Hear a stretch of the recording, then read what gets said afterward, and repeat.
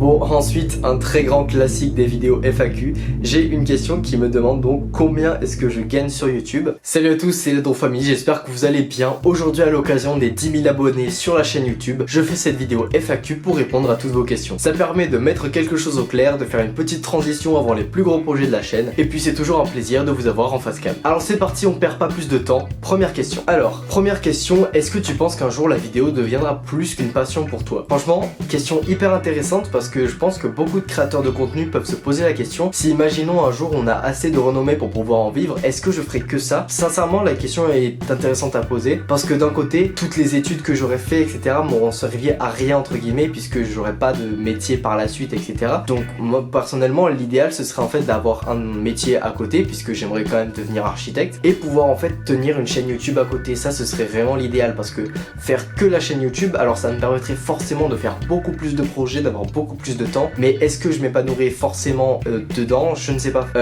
Déjà il faut que la chaîne YouTube décolle, donc je pense que bien sûr c'est une passion, ça va devenir en fait pour moi une espèce de deuxième métier, ça c'est intéressant, mais vivre que de ça, je sais pas si c'est ce qui me plairait le plus. Prochaine question. Alors la prochaine question c'est, tu vas où pour les études? Dans quelle fac prépa? Alors j'en ai peut-être déjà un petit peu parlé sur la chaîne YouTube, j'ai été accepté pendant la procédure Parcoursup à l'École nationale supérieure d'architecture de Lyon, donc pour forcément faire des études en lien avec l'architecture, donc pour pouvoir évoluer dans ce métier là à l'avenir. Voilà, c'était vraiment l'école que je visais, la top 1, je l'ai eu dès le premier jour et je l'ai accepté directement, donc voilà, j'étais super content et voilà, donc c'est à peu près ça pour la suite. Et donc je vous partagerai bien sûr des vidéos à propos de ce que je vais faire, les matières, par exemple moi mon expérience que j'ai eue, je vais pouvoir vous partager tout ça et j'espère que ça pourra aider certains futurs étudiants. Ensuite, une question très difficile, tu te vois où dans 5 ans? Alors théoriquement, dans 5 ans je devrais avoir terminé mon école d'architecture, en tout cas mon master, puisque je vais commencer en septembre, donc là dans 5 ans j'aurai terminé mes 5 ans, j'aurais presque passé la moitié de mon été. Donc écoutez, j'espère que ça va bien se passer. Après peut-être quand j'enchaînerai sur une 6e et une 7e année, ça dépend vraiment des cursus, ça dépend des formations qu'ils auront à me proposer, peut-être pour se spécialiser dans tel ou tel domaine. L'idéal ce serait dans 5 ans d'avoir mon master en architecture et potentiellement d'avoir continué cette chaîne YouTube, qu'elle grandit, et peut-être dans 5 ans on pourrait donner un objectif, je sais pas, de 100 000 abonnés, ce serait vraiment absolument énorme. Et d'ailleurs merci déjà à tous ceux qui sont abonnés, et ceux qui ne le sont pas, n'hésitez pas, ça me soutient énormément, ça permet de partager encore plus mes vidéos. Bon, ensuite, un très grand classique des vidéos FAQ,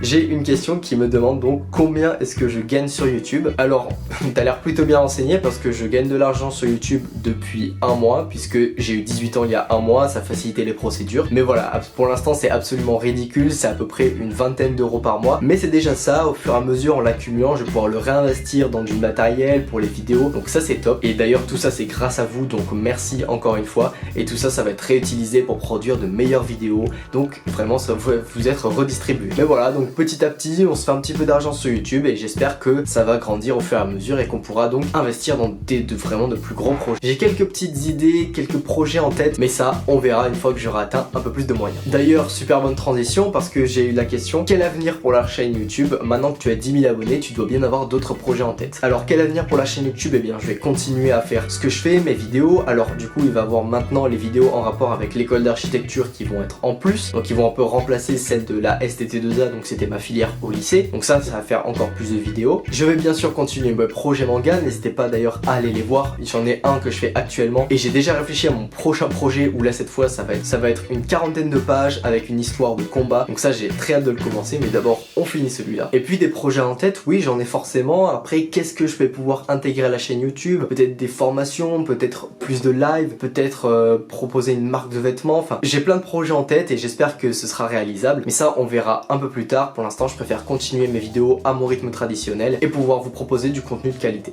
En parlant de manga, j'ai une question qui me dit, ma question c'est, est-ce qu'on peut faire un manga avec un stylo bic et sans trame? Alors les trames, pour ceux qui ne savent pas, c'est des petits motifs en fait qu'on va appliquer sur nos planches pour que ce soit plus joli, et donc ça peut être des motifs, enfin, c'est pas possible à dessiner, donc en fait c'est de l'imprimé qu'on va pouvoir mettre sur nos planches pour rendre plus joli. Alors est-ce qu'on peut le faire sans trame? bien sûr, parce qu'aujourd'hui on peut en fait scanner les planches et les mettre digitalement, donc tu as juste besoin d'une tablette, un téléphone, un ordinateur, je pense que tout le monde a ça sous la main pour pouvoir mettre ses trames. Ensuite, est-ce qu'on peut le faire au stylo bic? Là c'est peut-être plus compliqué, bien sûr c'est possible. Après, est-ce que le rendu sera comme tu veux? Ça c'est une autre question, mais je pense que graphiquement ça peut être hyper intéressant de le faire au stylo bic, ça change de l'ancrage traditionnel et peut-être que tu peux avoir plus de subtilité, donc ça c'est à toi de voir, n'hésite pas à te lancer. Ensuite j'ai eu cette question là: salut, je peux faire quoi si j'ai raté le bac STT2A, donc celui que j'ai fait? Elle me dit: j'ai fait donc un autre bac à la place. Alors je pense que même si tu loupes le bac STT2A, tu peux aller en école privée, parce que je pense que certaines écoles privées n'ont pas forcément besoin du bac pour être accepté là-bas. Alors bien sûr ça coûte généralement plutôt cher, tu peux te renseigner sur les écoles si elles t'acceptent si tu as le bac,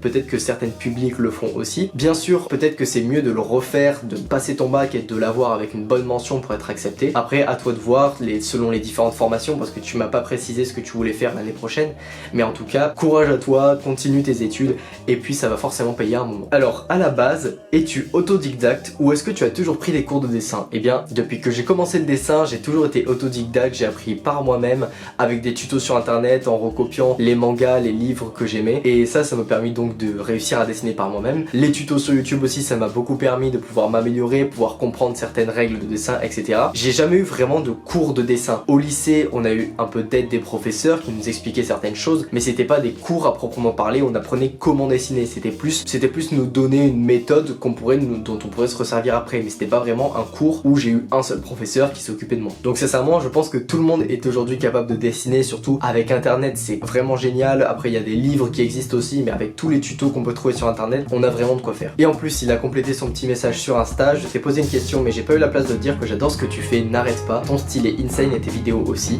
Merci énormément, ça me touche vraiment beaucoup. Donc tout ça c'est grâce à vous. Aujourd'hui 10 000 abonnés, c'est un très beau palier, j'espère qu'on va continuer comme ça, que la chaîne va encore grandir. Merci pour tous vos messages de soutien, d'encouragement, ça me touche beaucoup, ça me pousse toujours à continuer et à vraiment toujours partager mes vidéos. C'était la Draw Family, merci encore pour tout le soutien que vous m'avez apporté depuis le début de cette chaîne. On se dit à bientôt pour la prochaine vidéo, ciao ciao.